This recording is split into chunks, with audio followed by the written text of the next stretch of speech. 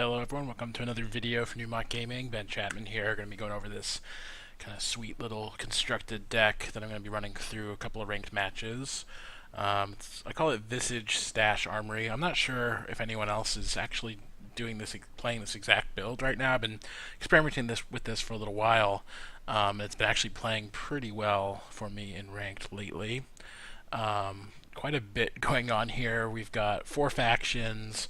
And unlike most armory decks, control decks, usually they're built around like Sword of Icaria, Auric Runehammer, Harsh Rule, maybe something like sort of the Sky King Dice Show, that sort of thing, with torches and things like that.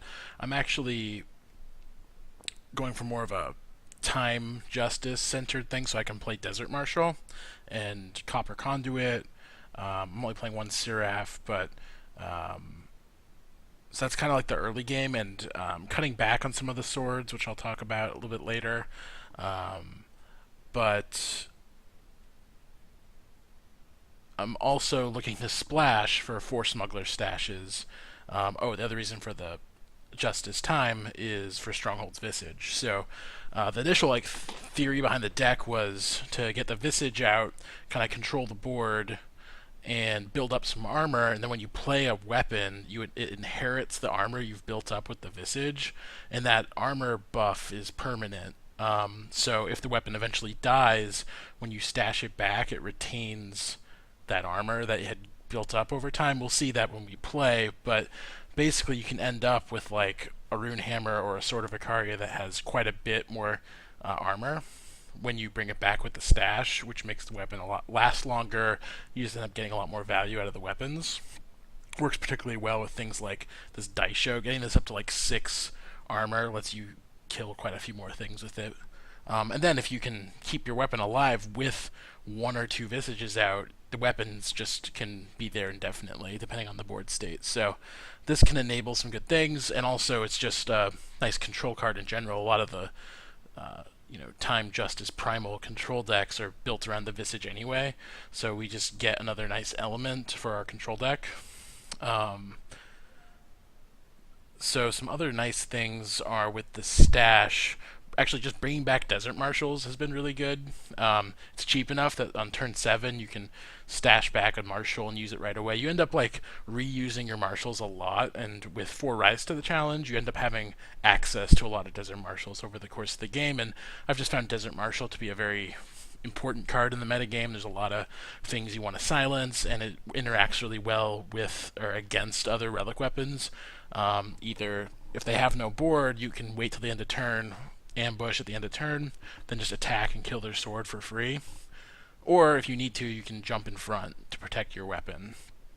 So that's a good thing. The other nice thing, another reason to be more base time is secret pages. So not only do we get Seek Power, we get secret pages, which helps us fix all the influence for our Smuggler stash and things like Plague, even something like double fire cards. 1 secret pages can get you double fire, so that's a pretty powerful thing. So Copper Conduit. This is really a flexible thing because you can play it on turn 2 against an aggressive deck, or even on 1 if they have an Oni runner. You can play it as a 1/1 and just have a blocker. But there's certain thresholds where on turn 4 it gets out of torch range, and turn 6 it beats a Titan straight up. So it's just really flexible. Gives you something to do in the early and late game. And the crazy thing is just how it interacts with stash. So if it's a 3/3 and it dies and you stash it back and you recast it, it's starting out as a base 3/3 and the power surge is on top of that. So say you had as a 3/3, had it die, stashed on turn 5, turn 6 it's a 9/9 if you use all your power. So you can get really big really quickly, which is a nice thing. For one, it's a nice defensive thing. You can block everything, and it also survives all the weapons. There's a lot of weapon decks, other decks similar to mine, that are trying to use Runehammer and such things. But if you have a 10/10 Conduit, really turns off all their weapons because they have to attack it first. And if they kill it, you just bring it back and make it even bigger. So they have to deal with a lot of conduits over the course of the game. So some other things, we've got 4 Rise to the Challenge. So we've got a number of one-ofs to search with it. Mystic Ascendant and Seraph are kind of unit-based, persistent threats that need to be dealt with, so those are good things to tutor up. And you do want a mix of units and weapons to tutor up so that Stash gets back the full complement of things. There's not a ton of units in the deck, so it can be hard sometimes to get 2 things with the Stash, but the Stash is a very late game play. You're not often playing it on turn 5. Like, you're harsh ruling on turn 5, you're using rune hammers, things like that, and then it's more in like the later game when you're using Stash, and Stash just lets you beat all the control decks really easily.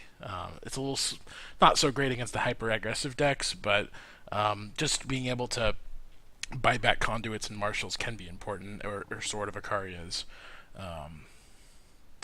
So other things going on. Get to splash a couple plagues. We're not going for the full 5 color or 5 faction. We're not playing. If we did, we want Lightning Storm, and I could see a world where you put in 1 Primal Sigil, a couple Lightning Storms, but Plague kind of does the same thing. Not exactly, but it has some other benefits. Like, one of the problems that this deck can have is with Dawnwalker, and so this is a hard answer. Although we have got Desert Marshals as well. I mean, Desert Marshal solves a lot of problems, but Plague is just another nice thing to have, because one of the worst matchups is Bandit Queen Jido. So, decks that are putting out a bunch of token 1/1s, Plague is one of the better answers to those things. You might be surprised to see only 2 Sword of Icaria, and I actually was playing without them for a while, and it might be correct to just play more Plagues, actually. But the reason I want them is in the weapon mirror matches. It's mainly to beat other Sword of Icarias. The thing about the weapon mirror, which I've been thinking about, it's really weird how, let's say we both have 2 weapons, like we both have a sword and a rune hammer in our hand. Whoever plays their weapon first is actually at a pretty big disadvantage if there's no units involved. So let's say I go first, I play my sword and attack you.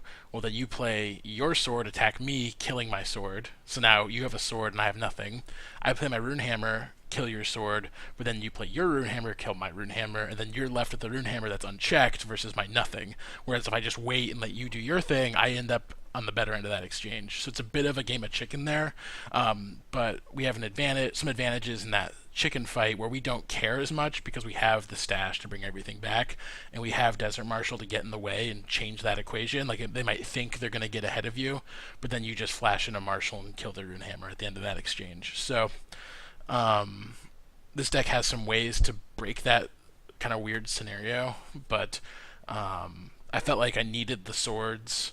For one, they're just fine cards, and they're cheap cards to get back, cheap weapons to get back with Stash. That was the other thing, is that if all my weapons I'm bringing back are really expensive, I can't really like replay 2 at the same time. So it can be a thing you need to do is like turn 8 Stash and play a sword right away to do things. Also, with Rise to the Challenge, having a target that's cheap, so on turn 7 you can rise for the sword and take out a 5 health threat. That can be important. If you can only ever rise for expensive things, that's a problem.